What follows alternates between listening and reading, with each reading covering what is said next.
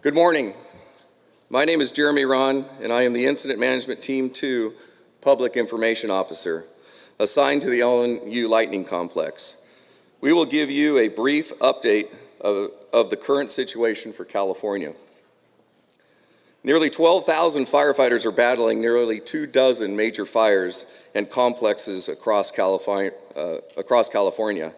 Since the lightning siege that began Saturday, August 15th, there have been nearly 12,000 lightning strikes. During this time period, there have been more than 560 new wildfires, most of which may have been contained due to aggressive firefighting. Those fires have burned over 771,000 acres in total. Currently, 96% of CAL FIRE engines are committed throughout the state. Since January 1st, 2020, CAL FIRE has responded to over 5,600 wildfires. It's imperative to take steps to prevent sparking a wildfire. Make sure you have an evacuation plan, a supply kit, and important paperwork will make it easier when it comes time to go. Remember, one less spark means one less wildfire.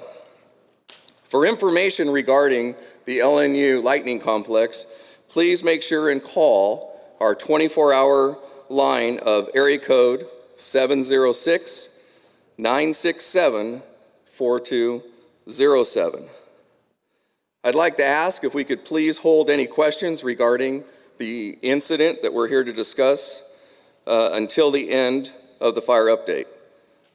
I would now like to invite our operations chief, Chief Waters, up for an operational update. All right, good morning, everybody. Chris Waters, Operations Section Chief for the LNU Lightning Complex. I'm going to give you an orientation of the operational activities on the incident today. First of all, a little orientation. We're a two-zone fire. We got a west zone and we got an east zone, and we have the Sonoma County line as the general demarcation between these two zones. Starting out with the west zone, we have one small fire, the Myers Fire, out on the coast. Actually, the fire has stopped moving. Operational resources are getting a foothold on that, and we're looking for containment fairly soon. The next fire in this zone is the Walbridge Fire. The Walbridge Fire is moving in the direction of Guerneville. Right now we have engines, dozers, hand crews, and law enforcement working in the Walbridge Fire right now to try and slow the spread of the fire down in the direction of Guerneville, and we're also organizing evacuations and warnings for the community of Guerneville. Moving over to the east zone, the Hennessy Fire. Hennessy Fire has basically three what we call branches. The southern branch of the fire activity has dropped off significantly from basically the Solano County, Yolo County line down around the south end through Solano County, and then up to division, what's called, or the branch break on the west side of the fire. This area along the south end of the fire is in patrol mode, which means most of the active fire spread has been contained. As we move north, the fire is still active from Lake Hennessy all the way around to the north of the fire, down Highway 16, and then down to the Yoshadihi tribal community. We have dozers, engines, hand crews, and other resources continuing to work aggressively along the fire's edge up into Pope Valley and to try to prevent that fire from moving into Pope Valley, into those structures and those communities. We're also focusing attention on moving more ground resources into the northern side of the Hennessy Fire that is in the direction of Middletown, and then moving through Cache Creek drainage down Highway 16 and try to contain the fire to Highway 16. Firing operations are continuing down the east side of the fire, north, where the Cache Creek comes down to Highway 16, down to the Yoshadihi tribal community. That's it. Thanks.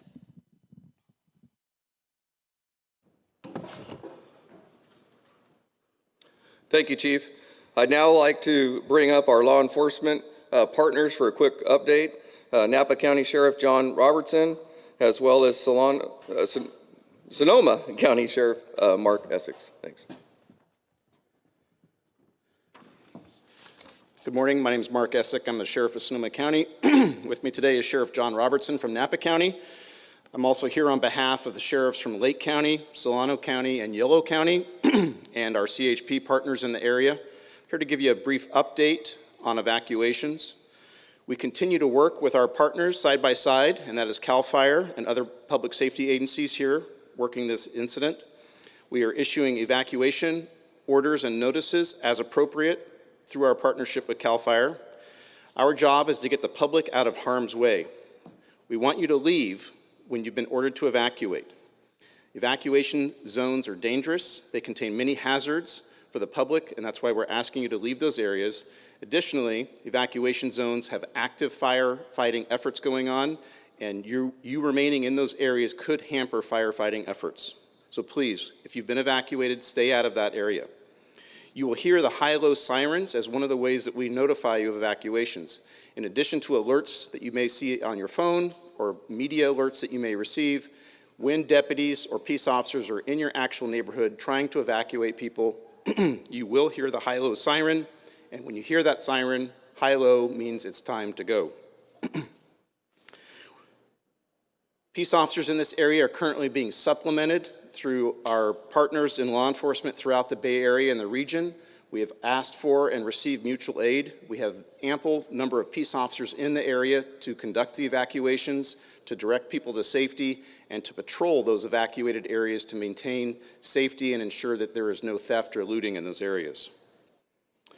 We encourage you to continue to follow all of our agencies on social media, look for news updates, and please heed the warnings as they come out.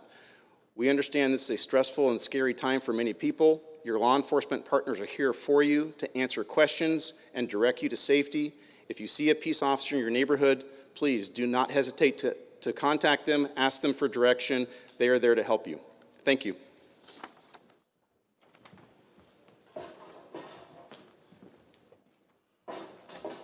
Thank you, Sheriff. Now I'd like to get an update from our Unit Chief, Unit Chief Jones.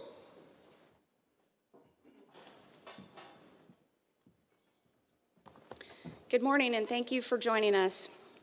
Since August 15th, as it was reported, we've burned 771,000 acres. That's greater than the state of Rhode Island. This incident alone is over 229,000 acres reported this morning. First responders have been stretched thin everywhere throughout the state, but they continue to work hard and they're getting little rest. We're trying to switch that by incoming resources are trickling in, and that's going to help this. The briefing today gave you some progress and some growth, but there's also, we're not out of the woods. There's still some areas threatened, some communities threatened, some people's homes are threatened. Our partners spoke of evacs and plans to be prepared. Please be prepared to leave your home when asked to do so. You shouldn't wait to be told. You should have a plan right now. Pay attention to alert and warning systems that you have in your county, in your area. Readyforwildfire.org is another place where you can get that information of how to be prepared. Please pay attention to your surroundings. Be alert, know your area, know how to get out. I know our communities and our first responders that are fighting these fires are tired, but they're doing it. They are doing it to protect their home, your families, their families, our communities. I appreciate all the work of the cooperators. It's not just the folks on the front line, the first responders, those folks coming in from out of state, out of the area. It's everyone that's supporting the folks out in the field. Logistically, to take care of those folks, to feed them, to make sure that they're getting the right information, a proper briefing so that we all are on the same communication channel, it takes a lot of work. And all of those people you should be thankful for. They're doing it for you. So please, do your part, help us, help you, listen to the evacuations, get ready to go when you need to. I hope for good news, but it's going to take a long time. We are not out of the woods, not by far. I want to thank you for your patience, because as the smoke clears, you're going to want to get back in your homes. The size of this fire is huge, and for those of you that have lived in Sonoma, Lake, Napa, Yolo, Colusa, and Solano counties, you know that this area is very impacted by fire on a yearly basis. So please, be patient with us. We're trying to do the best we can. We want you back in your home. Thank you very much. Please be safe.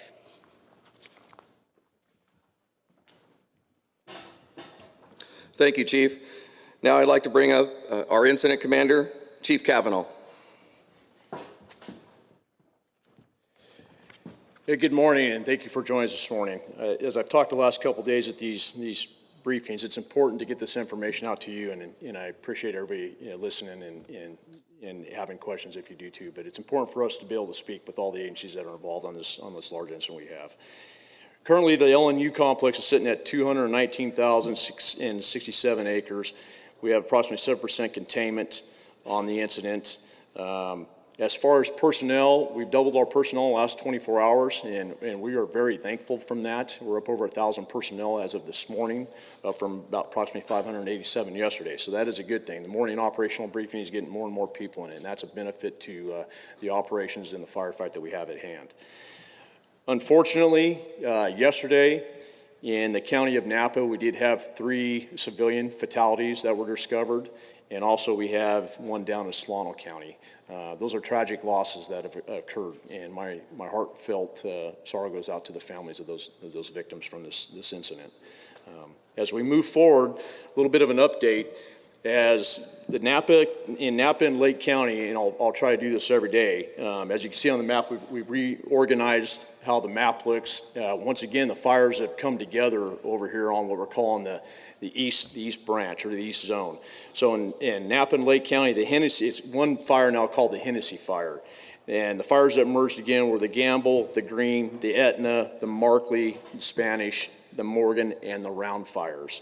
Those all together this morning were sitting around 194,942 acres, and that's where the 7% containment sits.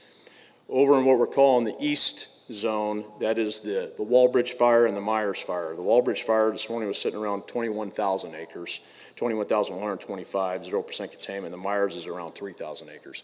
As you heard from Chief Waters on their operational update, overnight we had some marine influence, a little bit more humidity recoveries, and allowed for some good work to be done on all the incidents. Keep talking about evacuations. I stood up here yesterday and talked to the community about how we do evacuations, some of the reasons why.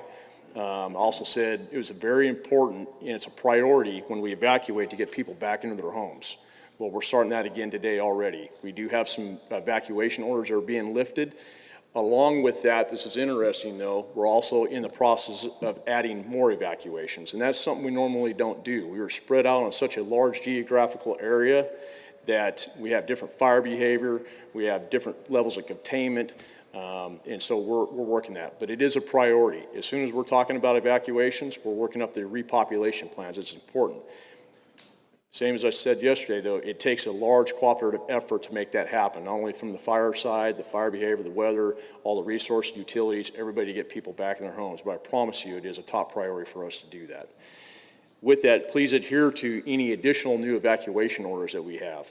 It is imperative that you take to those orders as we keep pushing the message. You don't have to, just because of an order, if you feel like you're in danger, please leave your property and for your life safety as you move forward. It's a large incident. We're starting to get the resources. It's a good thing. It's difficult. It's difficult on the communities. It's difficult on the people that are involved here. It's difficult what's going on throughout the entire Northern California right now. But I appreciate everybody's cooperation. We have to do this. The only way we get through this is the cooperation of everybody involved in those communications. I'm going to keep preaching that, cooperation and communication. Thank you very much.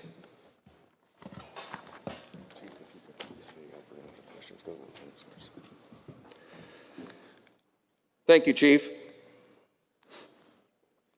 Now I'd like to invite up our operations chief, Chief Waters, as well as our sheriff representative, if he could come up, and we have time for just a few questions, if we have any questions, please.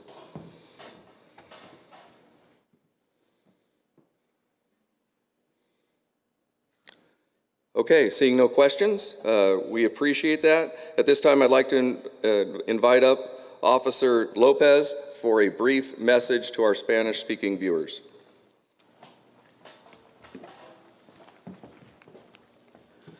Buenos días, soy su oficial Custodio López con la Patrulla de Caminos de California. Le hemos estado informando todo para atrás en español, pero en esta conferencia de hoy les queremos dejar saber que en colaboración con el departamento, podemos decir, de California Governor's Office of Emergency Services y Univision, van a estar trasladando todo directamente allí para toda mi gente que habla español, que por favor vaya allí y ahí lo va a encontrar todo lo que han dicho todos los diferentes departamentos de policía, de CAL FIRE, todas las entidades, ahí va a encontrar toda la información. Si hay otras entidades que no pueden llegar allí, vamos a estar aquí disponible, aquí afuera, so si tienen preguntas lo podemos hacer en español. Muchísimas gracias.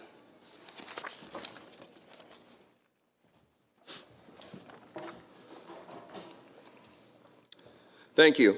And it's our honor to have our Governor Newsom here today, but before we turn it over to Governor Newsom, if we could have our local elected officials that wanted to say a couple things, please come up.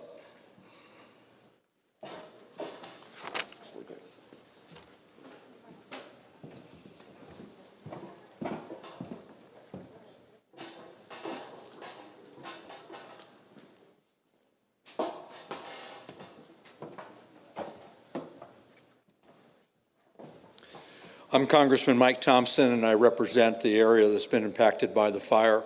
I want to thank all of the fire and law enforcement personnel for the great work that they're doing. It's very much appreciated. And I want to thank Governor Newsom for taking time to come out to our area to see firsthand what this means to our community and for all the help that you've provided so far. From Congress, please know that we've already the federal government has already provided the fire mitigation grants to the state and local government. I have legislation that is ready to be dropped if it is declared a natural disaster to move the share of costs down to the locals from 25 to 10%.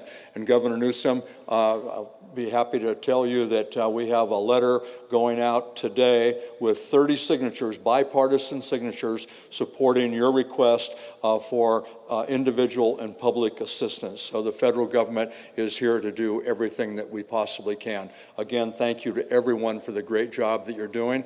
And let me just reiterate what's already been said. Please cooperate with law enforcement, with fire officials. If they tell you to leave, leave. This is a very serious situation. We need everybody working on this together. And it's my pleasure to introduce Senator Bill Dodd. Thank you very much, Congressman. Not a lot to add. I really want to thank the governor for being here today. OES, California Highway Patrol, our sheriff's departments, all the first responders, CAL FIRE, just look at with so many different fires going on throughout the state of California. We understand what's going on here, but we appreciate the support.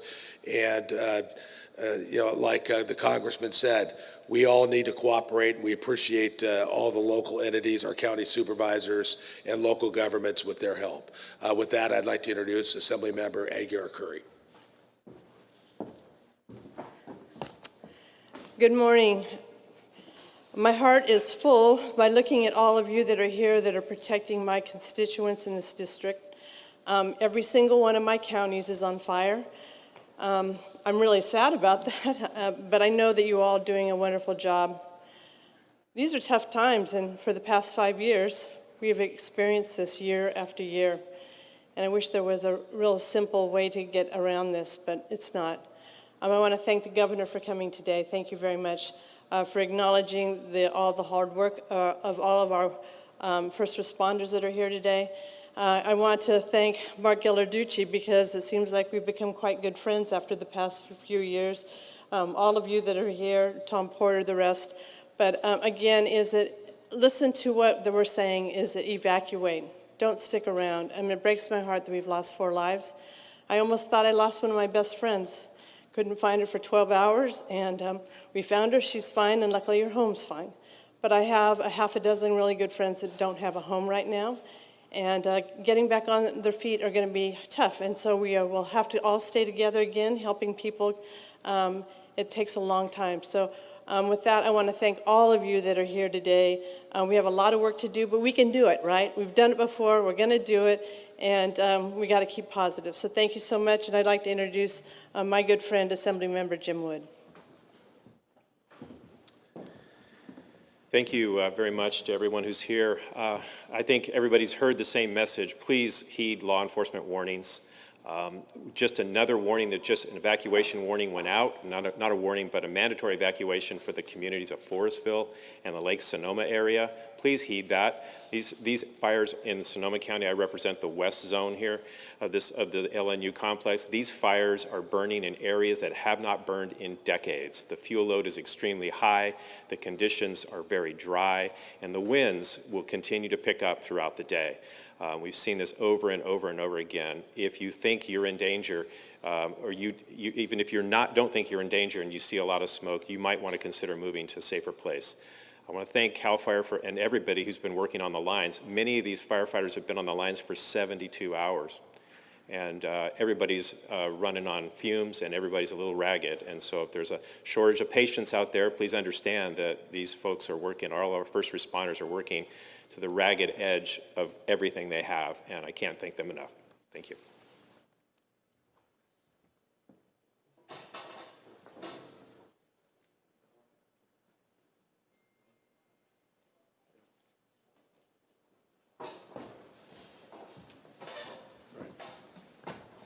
So thank you all for the opportunity to update you on what's going on statewide. I'm pleased to be joined by the Commissioner of the California Highway Patrol, Commissioner Stanley, General Baldwin of our National Guard. Pleased to be here with the head of our Office of Emergency Services, Mark Gilladucci, and of course, someone very familiar to many of you, particularly all of you assembled here with CAL FIRE, Tom Porter, Chief of CAL FIRE. We've been monitoring fires all up and down the state of California. As many of you know, a week or so ago, the headline fires in the state of California, the Apple Fire around Riverside County, challenges we were facing, the Ranch Fire, the Lake Fire in Los Angeles County. We have substantially made progress on the Apple Fire, 95% contained. As a consequence, we've been able to pull resources from Southern California here to the north. We've made progress on the Lake Fire, about 50% contained as of this morning, 39% contained at the Ranch Fire. So the fire concentration, the challenge that we're facing here in the state is now disproportionately impacting Northern California. And that is because of close to 12,000 lightning strikes that we experienced over a 72-hour period.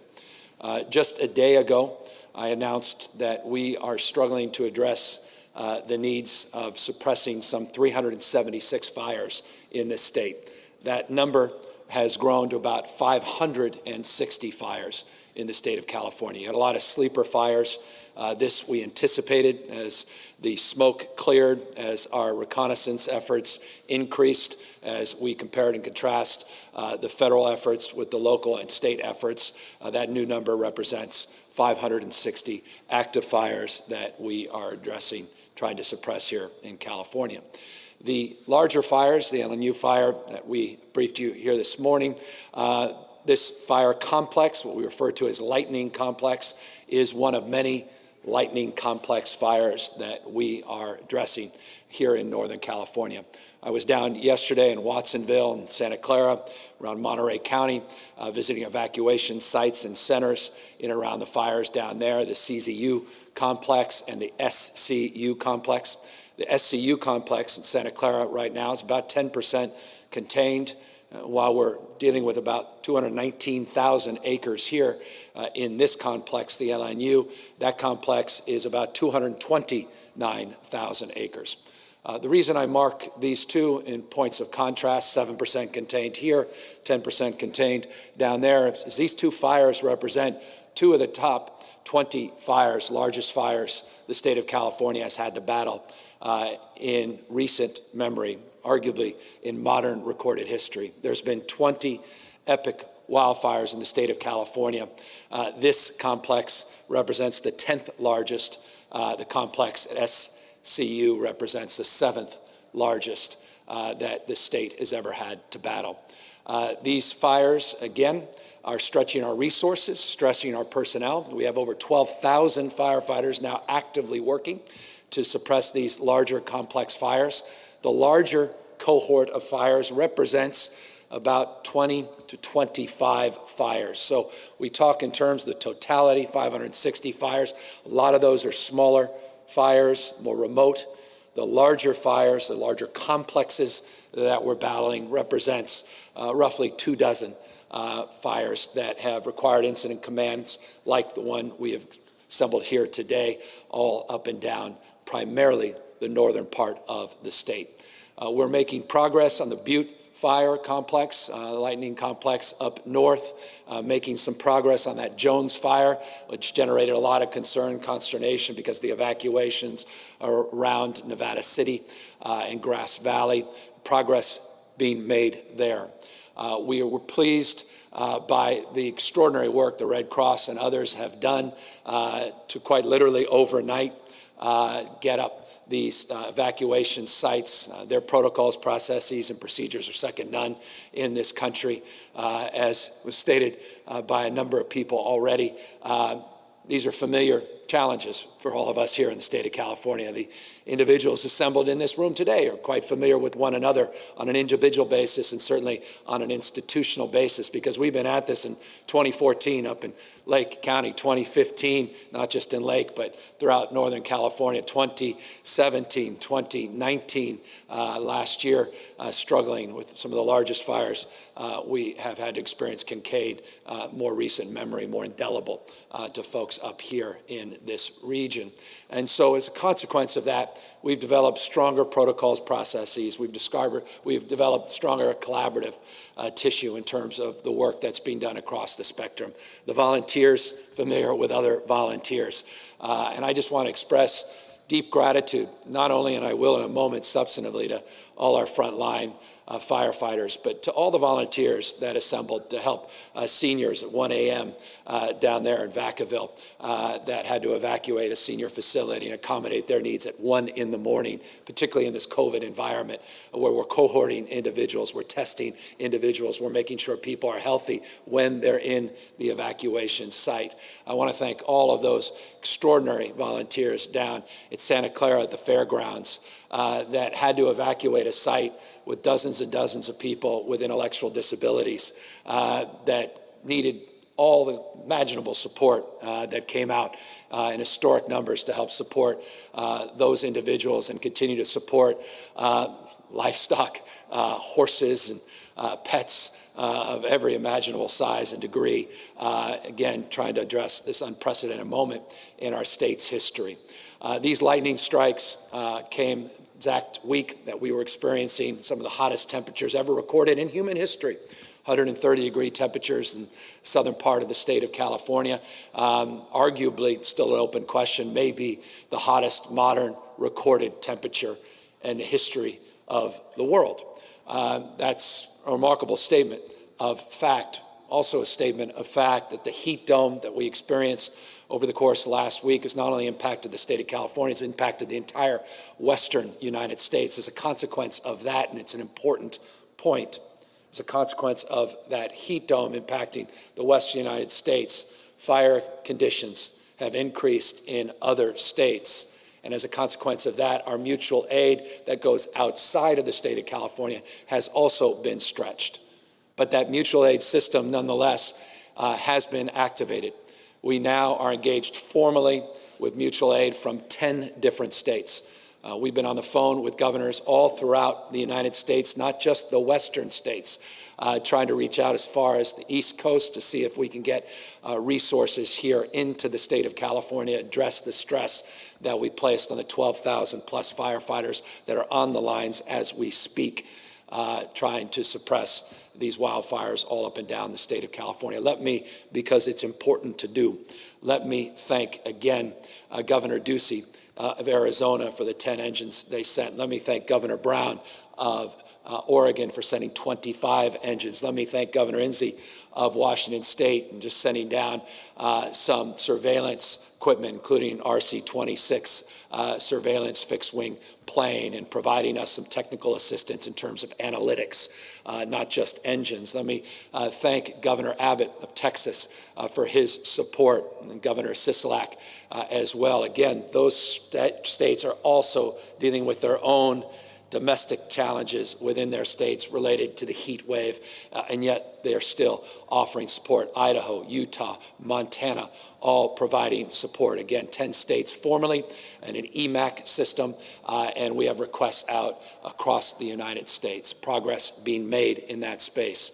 We've also reached out across the border into Canada for resources and support. And many of you up here recall, I think it was 2017, the support that we were provided and the support we provided in turn of some of the best wildfire firefighters in the world from Australia. We also have requests out for that talent as well. So I just want to express gratitude for that broader mutual aid system, this EMAC system that's in place, the mutual aid that exists and persists at the local level, the regional level, and the state level, to our county sheriffs that have done an extraordinary job, the California Highway Patrol that's helping with logistics on a regional basis. Let me thank all of our incredible firefighters. I was down there in Santa Clara yesterday meeting with some San Jose firefighters that look completely wiped, saying we need more support. They were simply overwhelmed by what they saw. They said, we're just coming here at a quick stop. They were getting some gas and getting some drinks, and they said, we're just going to a hotel down the block. We're taking a shower, and we're told we have to get right back on the line. And so all of those folks, the 1,059 frontline heroes that are on the line up here in this LNU complex, thank you. Thank you for putting your lives on the line, and also thank you, and it's not lost on any of us, thank you for also doing this and compartmentalizing the lives of your loved ones that are also on the line. This is your community, this is your home, and we know of one firefighter that lost his home. We know of others that have lost their second home in fires over the course of the last number of weeks, yet they're still out on the line trying to protect your home. When we talk about heroes, that's what we're talking about. We're talking about the bravery of men and women that are putting themselves not first, putting you first, and putting your lives as their priority. And that's the spirit that defines the best of this state and the best of those personnel in uniform that deserve, as always, our gratitude. At this moment, we continue to be vigilant in terms of our efforts, including some of our air support. We've been able to contract through an emergency declaration with private contractors for air support, as well as secure more federal support. I want to thank the Trump administration. I want to thank Bob Fenton in particular, who is here, who is the Western Regional Coordinator for FEMA. There is no greater partner in the Western United States than Bob Fenton, and the incredible work that he's done in partnership with our federal partners at FEMA. We cannot say enough about their support. Bob and his team, with the support of Congressman Thompson and others, have secured us 5 FMAGs. Again, that's the assistant grants related to fires. The President of the United States has to sign off on, and we thank him for that support as well. We've always said this, no politics in this space. We'll defend ourselves, we'll defend our values, and we'll defend the facts. But at the same time, we are very grateful that in this moment of crisis, we also have to defend the American people. And right now, we have 40 million Americans that live in the great state of California. There's not one of them that wears red versus blue. At this point, we're here to save lives, because everybody deserves to be protected. Everybody in this crisis deserves to be respected. And as a consequence, we'll extend that same sense of collaboration and spirit to our federal partners. And so I'm grateful. And that's why we call balls and strikes. We're grateful for the support we've received so far. We have a federal request in that Congressman Thompson was referring to. I want to thank Senator Feinstein, Senator Harris, who just called me a moment ago, checking in on these efforts, and also marked her support of the broader effort, as Congressman said, a bipartisan request to get a major disaster declaration here in the state of California that has two purposes, fiscal and logistical. It helps individuals, but it also helps with accessing resources and allows us to be more resourceful from a flexibility perspective in terms of our mindset. It's not just about money. Again, it's about providing the flexibility that's needed to meet this moment. And while the hots are getting a little less hotter this week, we are looking at weather conditions over the course of the next number of days where you can have some monsoon-type weather conditions that led to some of those dry lightning strikes. That will certainly stretch our resources and challenge us. And we have that in our mindset and in our anticipation in terms of, or at least our framework of our emergency planning, anticipating some of those scenarios. And that's why we have 100% of our assets, the Office of Emergency Services, already deployed. We actually pulled off equipment that we were selling. We dusted that off, and we now are utilizing that equipment. We're at 96% of all of our local mutual aid already being actualized and deployed. The 4% is there in strategic ways to prepare for other instances and instances where we can provide some strike teams and be aggressive in terms of suppression. But we're putting everything we have onto this. And I want to just close by also making one additional point, and that is that everything includes more than ever. Last year, because of the support of Assemblyman Wood, Assemblyman Aguilar-Curry, Senator Bill Dodd, they were insistent on making sure this state was more prepared for this wildfire season, not waiting to react to it, but they demanded we do more in the budget despite an historic budget shortfall related to this pandemic. Despite balancing a $54.3 billion budget shortfall, we increased by $85.6 million, more not just seasonal, but full-time support for our CAL FIRE men and women by providing more staffing, more personnel. Because of their insistence and their leadership, they felt even outside of the budget that wasn't enough, and we were able to take, pursuant to our emergency capacity, an additional $72 million and did a supplemental emergency appropriation just a few months ago that allowed for us to hire an additional 858 seasonal CAL FIRE personnel. 830 were hired in the last few weeks, just in time. So we have more people, but it's not enough. We have more air support, but it's still not enough. And that's why we need the support of our federal partners and the extraordinary contributions that governors, regardless of their party, have also provided. And so it's in that spirit that I'm here, humbled, in that spirit of also gratitude, in that spirit of optimism about the capacity of this state with its credible leadership assembled behind me, credible leadership in front of me, that we will work through this, we will get through this, and we will maintain the vigilance that we are committed to in terms of doing what we can to mitigate the likelihood of these things into the future. 35 high-profile vegetation projects were completed earlier this year.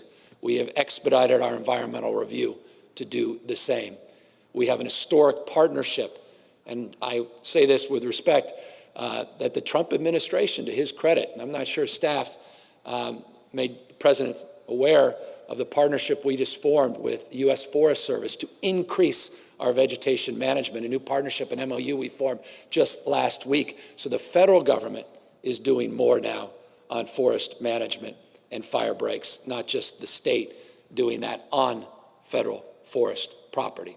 And so new partnerships, new strategies, being proactive, not just reactive, meeting this moment and providing kind of assurance that in a time of deep uncertainty, we have real leadership that is working 24/7 to try to keep you safe and to get us through this very difficult time. Last word, point of personal privilege. We referenced 4 deaths in the state of California, 4 just related to this lightning complex here.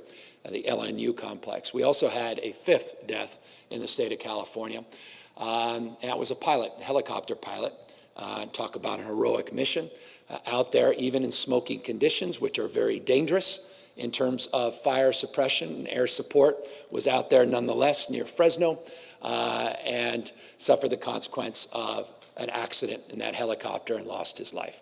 And so, as was stated by Assemblyman Aguirre, our hearts go out to all 5 individuals and their families, and we are not naive by any stretch how deadly this moment is and why it is essential, as the message has been amply referenced over and over. I'll extend it one more time, that you heed the emergency notices and the evacuation orders, you take them seriously. 119,000 people so far have, because 771,000 acres has already been burned in the state of California, the equivalent to the size of the state of Rhode Island. We simply haven't seen anything like this in many, many years. Please take seriously those emergency evacuation orders. With that, I don't know, I belabored my time, and forgive me for extending it, but if any of you have any additional comments, you're just being generous. They're being kind. Actually, kind to all of you, because we're sensitive about your time, and we need you all to get back to work. So with that, they can answer every question. Any question? Thank you, Governor. I'm Laurel Rosenhall with Cal Matters, and I'm fielding questions from the press corps today.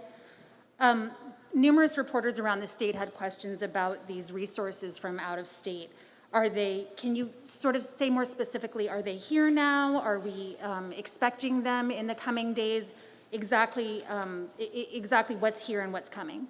So we have the 10 engines from Arizona, 25 from Oregon. We have the RC-26 and the technical analytical assistance from Washington State. We have 5 engines coming Texas, Nevada, and 5 engines from one other state arriving at noon today, New Mexico, and we thank the New Mexican governor. We have additional requests out in over half a dozen states, calls in directly by me, and not one governor has not been responsive. Some governors have expressed some concern about their own conditions, particularly in the Gulf Coast, where we have some intense weather, some potential hurricane conditions that are taking shape, and their need to be sensitive. And let me be candid with you. Another issue, not surprisingly, that has been raised before, and that's the issue of the pandemic and the need to keep our first responders safe and healthy, and what are the protocols and procedures as we mix cohorts of individuals and they come into these the suppression activities out of state, and what that means from a health paradigm. And so all those things we're working through in real time. By the way, I want to just thank CalGuard. They've got 10 helicopters up. PG&E has provided us a lot of air support as well. So the mutual aid system is more broad than just engines. It also includes fixed wing and other technical assistance, as well as personnel. A reporter in Santa Cruz says that local leaders in that community are begging you for more resources with the Santa Cruz Mountains burning. What more can you do to help? I was there yesterday, and we are providing as many resources as we possibly can. Went from roughly 500 personnel in the LNU complex to 1,059, as was updated here today, more than doubling the resources in the last 24 hours. By the way, we had to double the number of shelters for evacuees in the last 24 hours as well, over 30 evacuation centers that include a lot of hotels as well, to help with people that are temperature checked and otherwise cannot come in and cohort in a congregate setting. And we are moving aggressively to get mutual aid system up and running from outside the state, this EMAC process that includes individual personnel, not just engines and fixed wing aircraft and other equipment, and that is being supplemented in real time, including our Conservation Corps, which, by the way, I'd be remiss not to comment on. Their hand crews and their expertise has been invaluable as well, and I can assure you, if we have one extra person, we will prioritize sending those personnel out to the most vulnerable communities in the state. There were a few questions related to the fact that many seasonal firefighters are prison inmates, some of whom have been released because of the COVID outbreaks in the state prisons. Have you backfilled those positions with seasonal firefighters? Are they now operational, or is California short on hand crews because of early release of inmate firefighters? That's exactly why, and many of you know, I think you may have individually even reported the work we did as a state, press conference we held a number of weeks ago up in McClellan Air Force Base, where we announced the supplemental of over $72 million precisely to address that issue, precisely to address that concern. We did it in anticipation. We didn't react. And 830 of those 858 individuals already have been hired, already are on the line. So no, we had anticipated that, and yes, we are substantially backfilling that. There's a question about renewable energy given the blackouts that we've had. Did the state move too far and too fast in the push for renewable energy? No, we are committed to low carbon, green growth future. We are going to radically change the way we produce and consume energy for one reason. We believe in climate change and we believe in science. The last thing we need to do is double down on a future that actually created the conditions that we are trying to address here today. These lightning strikes, this unprecedented heat dome, these world record temperatures, are unprecedented in human history. We're experiencing more and more of that because of climate change. And as a consequence, these fires are more ferocious and they're moving at much more rapid speed. Any objective observer will acknowledge that. It's not even worth getting in the merits of demerits of this debate. And so we are committed as a state to doing more and doing better, punching above our weight. And we are doing a deep investigation with the California Energy Commission, with CAISO, the independent system operator, and the California Public Utilities Commission to determine exactly what went wrong on Friday and Saturday night. We were able to address the magnitude of over 50,000 megawatt demand, an unprecedented load demand in our state's history last week on Sunday, Monday, Tuesday, and Wednesday because of the good work of individuals, good work of industry, commercial and private industry that really stepped up. We were able to avoid any subsequent de-energization in this state. So we're getting under the hood. It's exactly why, but I can only say this. That heat dome that impacted the entire western United States was a significant contributing factor because a lot of the energy that we bring into the state that can get as much as 25% of our energy needs met was unavailable because the energy constraints and demand within their own states. And so we're reviewing protocols, processes, and procedures that will anticipate that happening more often so that we can mitigate and never have to experience those flex alerts, the kinds of which we experienced last week ever again. The president in recent days has attacked California both for the rolling blackouts as well as for forest management related to the fires. You pushed back against that last night in your address at the DNC, but I'm just wondering if you anticipate that President Trump will continue attacking California during this election season, and how will you navigate the need to work with the federal government to help the state while also campaigning against Trump's reelection? Always have. I call balls and strikes, develop good personal relationships. We've maintained a strong personal relationship with the vice president. We've made a strong personal relationship with the president. And I can only say this, and I say this on many, many occasions. There's not one phone call that I have made to the president where he hasn't quickly responded.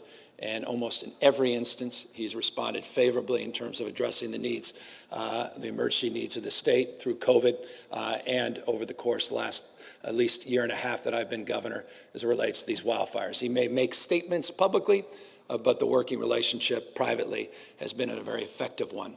The reason I pushed back is I thought it was important because I don't want to have people strewn with some anxiety that somehow the president may pull funding in terms of our suppression support and support of our heroes and frontline employees and 40 million Americans that live in this state. I thought it was important to clarify that. I thought it was necessary under the circumstances, but I also thought it was necessary this morning. I hope you noted that we once again are here with an open hand, not a closed fist. And we will complement, as we should, the support we've received on the FMAG requests and the support we continue to receive in terms of the partnerships we have developed with his administration and the U.S. Forest Service on vegetation management and forest management.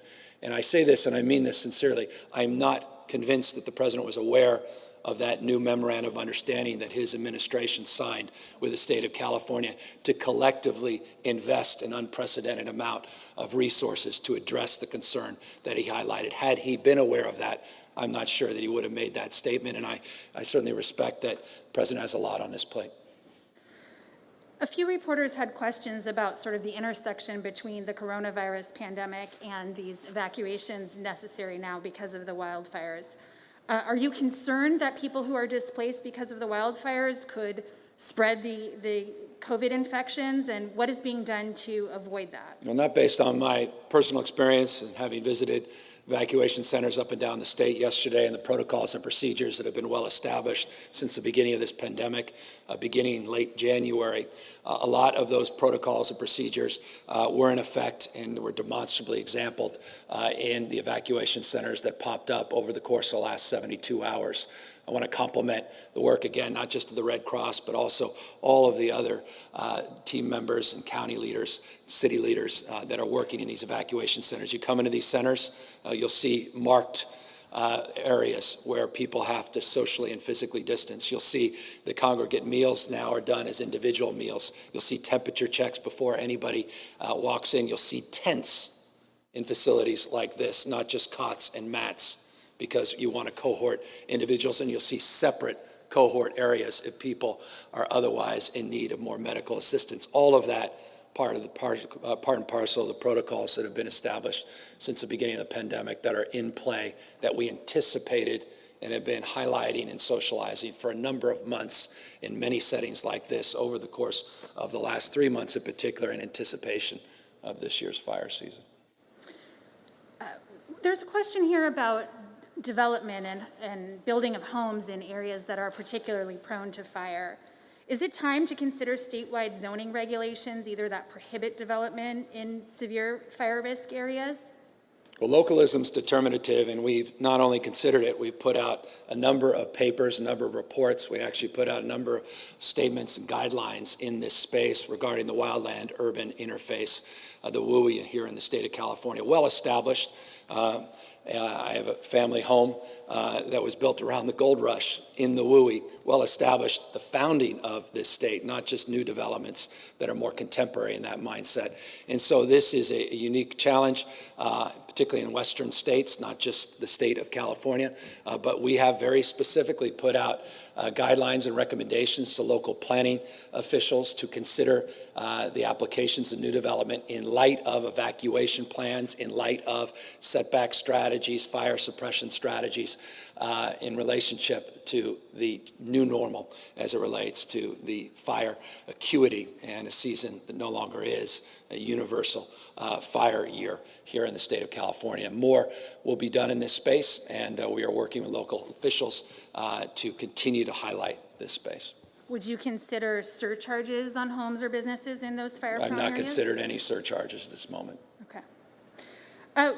Reporters also have questions about business in Sacramento, including the issue of evictions, which the eviction courts are set to resume in just a little over a week, and there's still no deal announced between leaders of the legislature and your administration. Well, that's correct. I look forward to updating you on that. We're working overtime.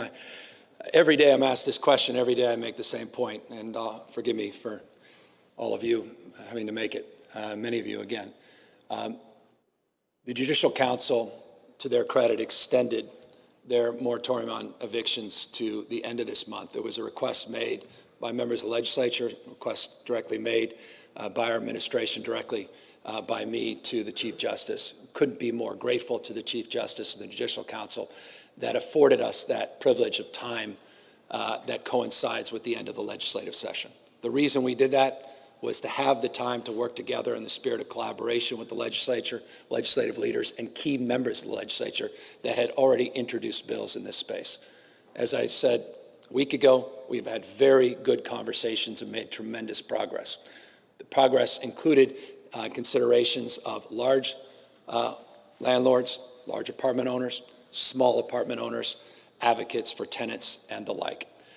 We have term sheets, we have framework of drafts for amendments, for legislation, and we continue to make progress in this space. And you know well, we have a few weeks to get all of this done. And as I said, I think day before yesterday, day before that, and last week, we are committed to getting it done. It is one of our top priorities, and it is universal priority for all of these interests. Everybody recognizes we need to deliver, and I'm confident we will. So generally speaking, do you think renters should be evicted now or in the future for rents they couldn't pay because of the pandemic? We are committed to advancing the negotiations, and I'm committing to make public those efforts as soon as we are in a position to bring all the parties together and they're satisfied with the details of the work that's currently being advanced. Once we get to that point, we'll make public all of those considerations, including the consideration of the question that you just advanced. Before the pandemic struck, you said making it easier to build more housing in California would be at the top of your agenda this year, yet several high-profile housing bills have died in recent weeks.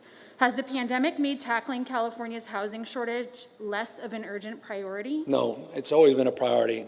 We have three branches of government: a judicial branch, a legislative branch, and an executive branch. And we are working all hard. We're working together overwhelmingly, majority of cases, to the collective cause to advance the needs of the state of California. Housing has been one of our top priorities, was last year. We made tremendous progress in over a dozen housing bills, and there was 18 plus housing bills. We put a historic amount of money in tax credits and infrastructure grant programs supporting local municipalities. We were more aggressive in holding people accountable to the local housing elements. We made tremendous progress in that space as well. We have a package of bills that have been introduced. Some are advancing, some are not. To the extent you asked, has COVID had an impact? It's had an impact in this respect.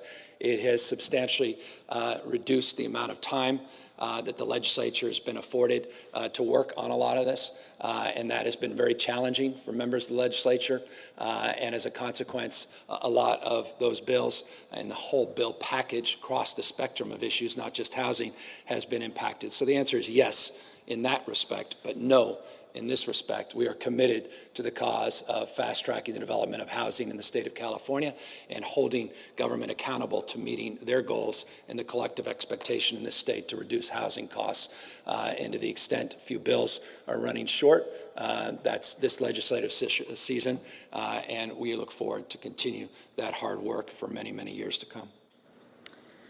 One of my colleagues has been looking into COVID outbreaks among agricultural guest workers across the state and found that counties are very inconsistent about collecting the information, tracking it, having the technological capacity to do anything about it. Some wouldn't publicize it, even if they did have it. And others were giving the information. So the question is, what should statewide standards be in terms of when employer-based outbreaks are publicized? Well, there's a bill in the legislature to tackle just that. We're working with legislative leaders to tackle just that. We'll be making an announcement in that space on that issue very, very shortly. And similar questions have been raised about outbreaks at schools whenever they can reopen. Is there a standard on when we will know about outbreaks at schools, or will schools have the ability to keep them private? Well, I expect transparency, full transparency. We put out guidelines, covid19.ca.gov, covid19.ca.gov. I encourage anyone watching that is interested in looking at the guidelines we put out and for public education to go on that site. You'll look at the protocols, processes that we have put forth and expectations we've set forth for over 1,000 districts in this state as it relates to monitoring, as it relates to opening, and as it relates to the prospect of an outbreak and the prospect of closing a school. We talked about the partnerships with contact tracers and local health officers working with the school districts in this space. We talked about our expectations on testing and cohorting staff, as well as cohorting our students, expectations on mask wearing, as well as physical distancing, the differentiation between elementary schools and cohorts of older kids. All of that available, and all of that sets forth the tone and expectation that we have and the transparency that we think is foundational in this effort to get our kids back in school, which is our default position, but safety is our foundational principle. The last question comes from a reporter in Orange County who says, Orange County is getting closer to moving off the watch list, but there are questions over which data is guiding that decision. Is it state data or county level data? And the reporter cites some inconsistencies between those two data sets. How are state officials going to handle this, and will it affect Orange County potentially coming off the watch list tomorrow? We handle it the way we've always handled it. We work with local health officials. We reconcile any of the discrepancies. We've done that consistently since the beginning of this pandemic. We did that, for example, very recently in contemporary sense in San Diego County. We're continuing to work very collaboratively with local health officers in Orange County, and we look forward to making an announcement updating that monitoring list. Let me just briefly, and everybody, you should all get out of here because this is way off topic for the 50 people that are behind this camera, and I feel for you. But let me just quickly update you. We had 5,858 new positive cases here in the state of California. We tested about 101,000 people. Yesterday, our positivity rate is now at 6.5% over a 14-day period, 6.4% of a 7-day period. Our hospitalizations trending down again today. We are announcing a 2.4% decline in hospitalizations, 1.5% decline in ICU admissions. So continuing to see good progress. I announced Placer County and San Diego counties are off the monitoring list in my press conference 48 hours ago. I look forward to announcing in our next press conference the update on where San Francisco County is, and we're very hopeful to see the progress they're making in Orange County, and hopefully Orange County will also be added to that list. With that, thank you all for working through all of that, and God bless, and more importantly, stay safe and take seriously these evacuation orders. And thank you again to the incredible leadership of each and every firefighter in the state of California. Thank you.